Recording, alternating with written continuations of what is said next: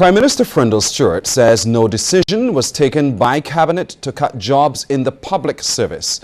He says while revenues are down, government is carrying out a review of how costs can be contained. And he says this discussion will not only look at the workforce, but other ways to cut expenditure. Within the past few weeks, there have been some suggestions that some public workers may be going home. However, Prime Minister Frindle Stewart says Cabinet has not discussed the issue of any layoffs. He told reporters this morning that he believes that discussion will have to take place at that level before any decision is made. The Cabinet has not taken any decision on that issue. We still back this Cabinet government, and Cabinet has to take those decisions. But we are looking, as we said we would do, at how the program is unfolding, the 19-month program upon which we are embarked, and whatever action we need to take to ensure that Barbados remains stable and economically viable, we will take, but not take whimsically or just capriciously. We take it after careful study of what the objective circumstances are. I am not in a position to say anything else beyond that. I just repeat that we have some revenue challenges, and that those revenue challenges are bound to affect how we spend the revenue we are in fact earning. Mr. Stewart says there's no denying, however, that wages and salaries constitute a major portion of government's expenditure at just about 54%. That percentage is not a frightening percentage if you're earning all of the revenues you need to pay wages and salaries comfortably. That percentage, though, becomes a challenge when your corporate tax revenues are down, when your income taxes are down, when your property taxes are challenged, and therefore within the context of those realities, the monies spent on wages and salaries would have to be examined. Mitchell Arthur, CBC News. The Prime Minister also addressed the issue of domestic violence in the context of 6 women dying at the hands of their partners this year. He says it's a problem that needs intervention at the level of the school, church and politically as well. I think there's a spiritual dimension to this, there's an educational dimension to it, and I think that all of our social agencies are going to have to come together and confront this challenge. We're not going to be able to eliminate it. It can't be eliminated by legislation. The Domestic Violence Protection Orders Act was passed in 1992. That was not designed to end domestic violence. It was designed to give people who are victims of it a remedy. And I hear people talking about stiffening penalties and so on. That is not going to end domestic violence. Domestic violence is a social disease. We do apologize for the quality of the audio in the Prime Minister's inserts. Now, more predictions of a turnaround for the tourism sector in Barbados and the region in the new year. The positive outlook is coming from the Caribbean Tourism Organization. General Secretary and Chief Executive Officer Hugh Riley tells CBC News that the latest CTO Tourism Executive Brief speaks to quiet confidence being expressed by tour operators and other players in the major source markets such as the UK. The news comes on the heels of other recent predictions of strong bookings for the tourist winter season from Barbados Tourism Minister Richard Seeley and Acting President of the BTA Urban Cumberbatch. Mr. Riley says there is reason for optimism and wants tourism officials to pay close attention to developments in the industry. Our suppliers in the overseas markets are saying that it's going in the right direction. Clearly, the numbers are showing that the gap is being closed now between earnings and arrivals. So that lag is certainly getting narrower now. But there's quiet confidence is the best that our tour operators and our airline partners are willing to say. Quiet confidence that 2014 will be a good year for the Caribbean. The numbers will keep rising, but no one's willing to say by what percentage. Mr. Riley, however, says the air passenger duty remains a big concern for local and Caribbean tourism officials. By next April, it will increase again to £85 per passenger for people flying economy class, while any class above that, the APD will be £170. He says the CTO continues to press for its removal, describing it as an unfair tax. Barbados is among the least corrupt countries in the world. This is according to the latest figures released yesterday by the German-based Transparency International. According to Transparency International, Barbados ranks 15th overall out of 173 countries with a score of 75, just 1 point down from last year. Barbados leads all CARICOM countries on the Corruption Perception Index, which ranks countries based on how corrupt their public sector is perceived to be. The Bahamas and St. Lucia are ranked 22nd, the second best for regional countries with a score of 71.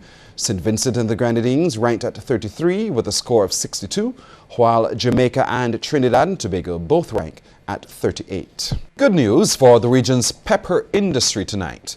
The Caribbean Agricultural Research and Development Institute, or CARDI, says it has been able to increase the number of seeds it produces.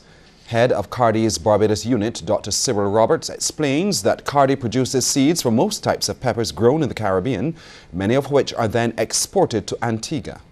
One of the exciting developments this year in our work program is that in order to produce large amounts of seed, instead of doing it the traditional way where we would have put sleeves on individual flowers, we are able now to sleeve an entire row of plants, 150 plants or so, using row covers, and that has made our production process cheaper and more efficient.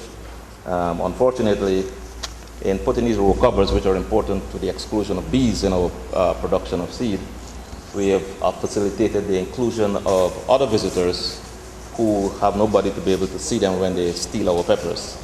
But nevertheless, the process was sufficiently successful that we were able to get the amount of seed that we wanted in spite of sharing with those visitors. Dr. Roberts was speaking during an open day at CARDI's Graham Hall headquarters. He says CARDI has also seen some success in its efforts to develop feed supplements for black belly sheep. Last year we encouraged the use of mulatto, a forage grass. This year we're encouraging the use of mulberry, a forage shrub. And since this is something new that we're introducing, we need to find a way to make the material available to farmers at large and to multiply that up quickly.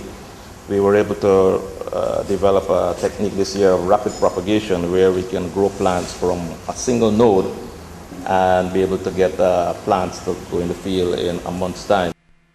And in related news, Barbados is among several countries in Latin America and the Caribbean that has met the Food and Agricultural Organization's definition for the eradication of hunger. According to the FAO, 5% or less of the population of Chile, Mexico, Venezuela, Barbados, Cuba, Dominica and St. Vincent and the Grenadines is living in hunger. The government's Special Advisor on Poverty Eradication, Undine Whitaker, has welcomed the good news, saying agriculture played a role in feeding the nation. I am very pleased that Barbados has been listed as one of the countries that is making progress in achieving the Millennium Development Goals in regards to the reduction of poverty. And our emphasis on agriculture was recently noted when the minister himself said that more agricultural products is being produced, more than we even think in Barbados. In regards to what I do in my program with the youth in agriculture, let me say that I am pleased that we have now moved into another new area where we have a brand new rabbit tree.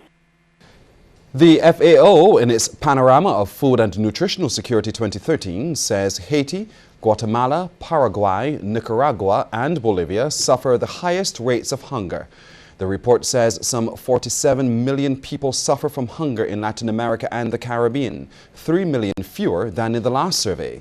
The organization is also concerned over the number of overweight and obese people. The FAO said that should be considered an urgent public health problem.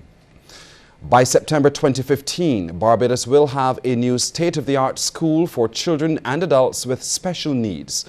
The Derek Smith School and Vocational Center will cost $20 million plus Barbados dollars to construct, funded by the Sandy Lane Charitable Trust.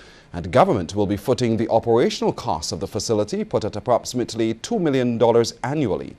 Word of this from Education Minister Ronald Jones, who toured the facility at Layers, St. Michael. Government, who through its cabinet committed to the funding of the operational costs for this facility, we surely have to also demonstrate in a tangible way our commitment to these efforts.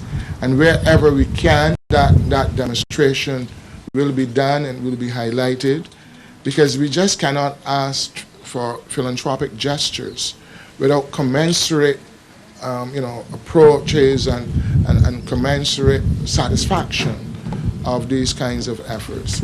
So I wish to commend this facility to all of you. I wish to commend the continued work of the Sandy Lane Charitable Trust and the Tanglewood Family Trust, and I wish to commend the work of all of those who work with these very special but very dear people. It is truly a work of the heart. And the man whose name the school will bear, Grand Patron and Trustee Derek Smith, says the Sandy Lane Charitable Trust will be signing an MOU with government later this week in relation to running the institution. His inspiration for the project is one of his grandchildren, Ryan, who suffered permanent brain damage after suffering from acute encephalitis. I'm extremely pleased to be able to build something on an island that is small enough that I can visit the facility on a regular basis, and instead of contributing to a faceless charity, I can enjoy the personal rewards of seeing families benefit from the school and its facilities. 100 years, in good health and good spirits. That's how Barbados' latest centenarian, Claudine Holder, has been described by those who travelled to her Windsor Road Bank Hall to celebrate the day. The former domestic and seamstress was joined by Governor-General Sir Elliot Belgrave, family and friends, along with members of the Calvary Moravian Church for the special occasion. Her nephew, Denzel Squires, is her primary caregiver. He says she has no major health issues and is still relatively active, moving around the house without help. Mr. Squires says Miss Holder is a hearty eater who has a sweet tooth. She likes cocoa and she likes anything that is sweet, like cake, ice cream, that kind of thing. So, and she likes to hit a little drink, but at her age, I don't let her drink anything.